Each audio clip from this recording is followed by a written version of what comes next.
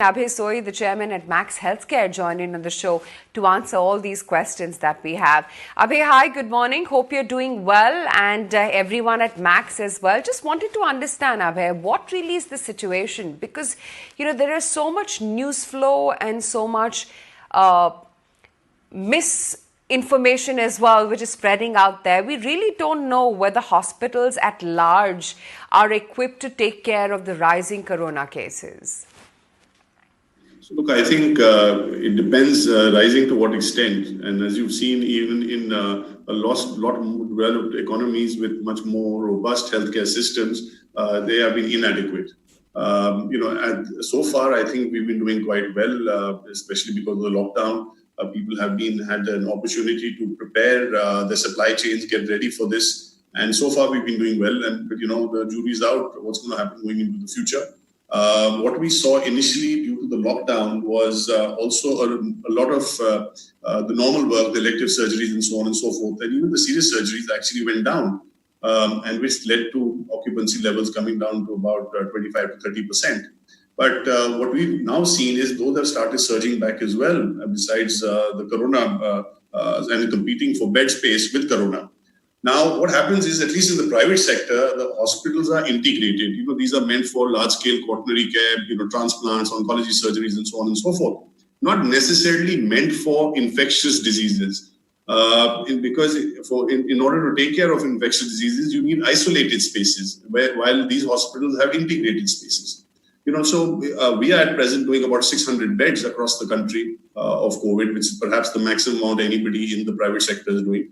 But what we are seeing is, look, this virus, while is spreading very fast, the virility seems to be very low. I can tell you we've had across the board about 350 to 375 people, our employees who got infected, but none of them have been serious. I mean, that's a big number, but none of them have been serious, let alone any fatalities. So at least what we are seeing is a lot of this is many people will perhaps get infected, but it's not going to be very serious for a lot of people. So essentially, I think as we go along, I think we perhaps have to learn to live with this. Yeah, good to hear that, that while a lot of people are getting infected, the fatalities as a ratio is pretty low even at this juncture. But tell me, Abhay, you talked about the surgeries or medical cases beyond corona. Have patients already begun to trickle in now that we are in unlock 1.0 and not amidst the lockdown? Absolutely. So what we've seen is even serious surgeries like cancer, stage 2, stage 3 surgeries had been postponed. A lot of that has started coming back. Even when we say electives, really what is elective? These could be knee replacements, and these are urology surgeries, gastro surgeries, and so on and so forth. Perhaps a knee replacement can be set aside for some time.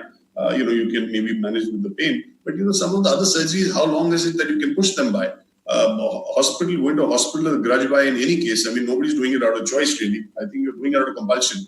And frankly, you can push it by a couple of months, but it's going to start coming back. And this is what we are seeing. We're seeing capacity utilization move up. Abhay, what if we see a further surge in cases? India is already on track to become, I think, one of the top 4 in terms of numbers of cases. As you said, it's great to see that people are recovering.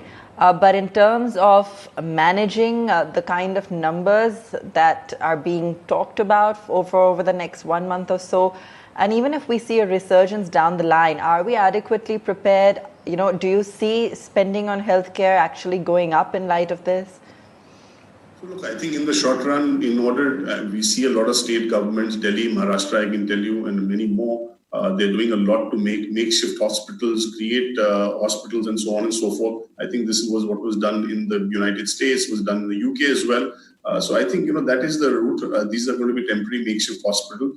But having said that, I think in the long run, the whole world, India, governments across the world have taken, I think, serious note of this situation, and who hasn't really.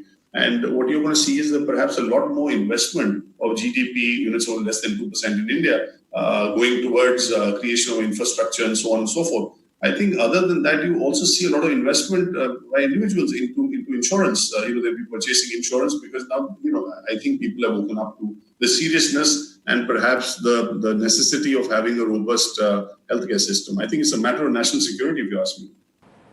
Absolutely, and I agree. I hope we do see more emphasis on that going forward.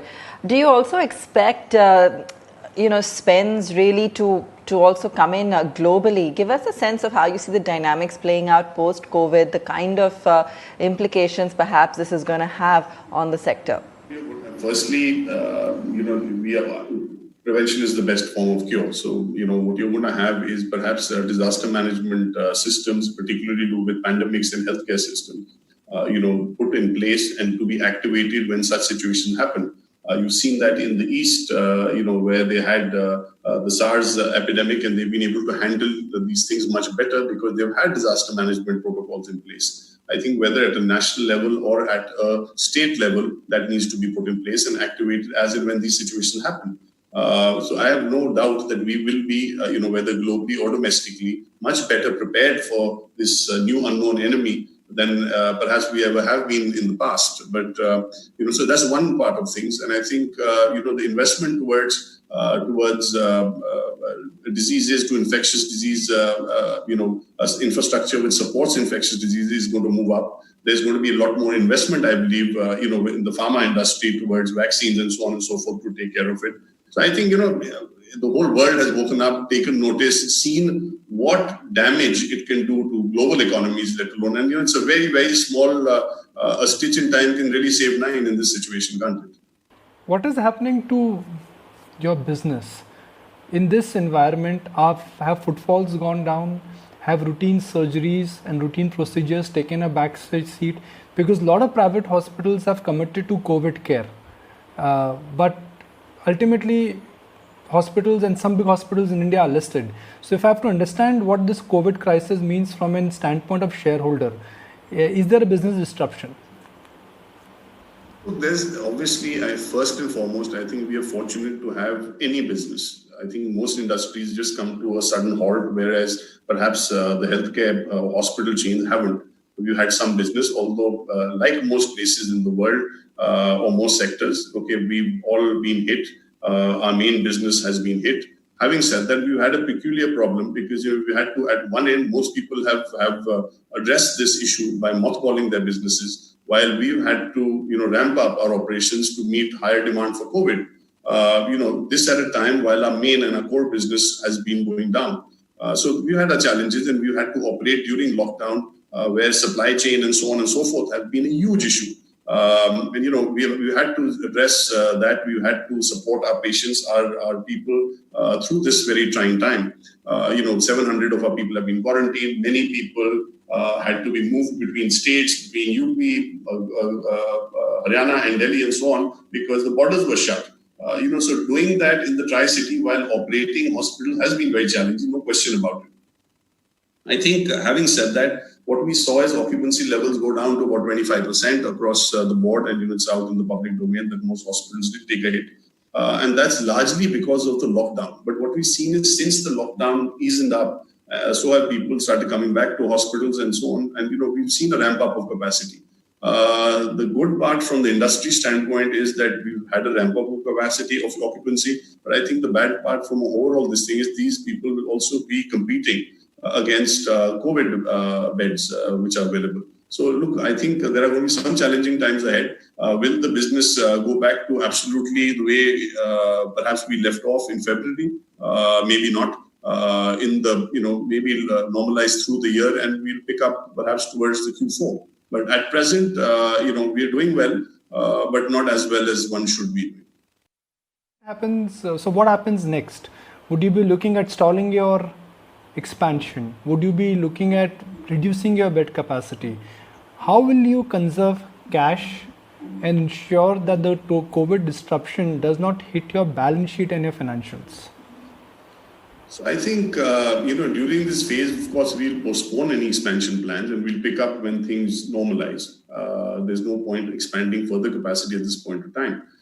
Having said that, we were already operating at about 75%, 76% occupancy with most of our flagship hospitals and the mainstays at 80% plus. I will definitely not be bringing down capacity at this point in time. I'm fairly certain by Q2, Q3, we should be back to where we left off in terms of occupancy and utilization. Perhaps, medical tourism and stuff like that will take some more time and come back into form.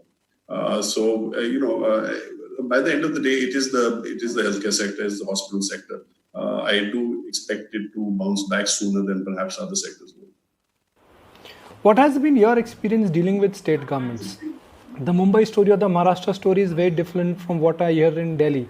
Similarly, what's happening in Tamil Nadu is very different than what the government of Telangana and Karnataka are doing. What's been your experience dealing with state government? Do you think something needs to be done there? Would you like to share experiences? So look, it's not one size fit all. If you see Mumbai, Maharashtra story, Maharashtra is perhaps a couple of weeks ahead of Delhi in terms of,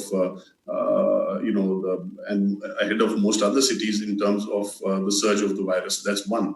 Secondly, if you actually see the sort of infrastructure which is available, healthcare infrastructure in the NCR region and maybe even Chennai is a lot more robust than in Maharashtra and Mumbai, because look, real corporatization of hospital hasn't really happened over there.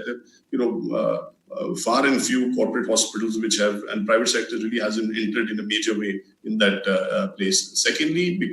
Thirdly, also because there is a shortage of space.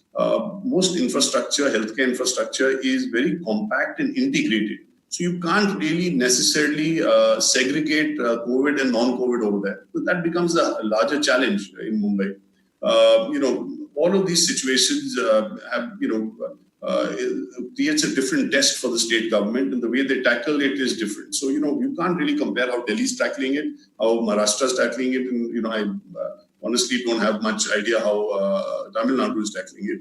Delhi, if you look at it, it's being planned well. The private sector is working collaboratively and very well with the government.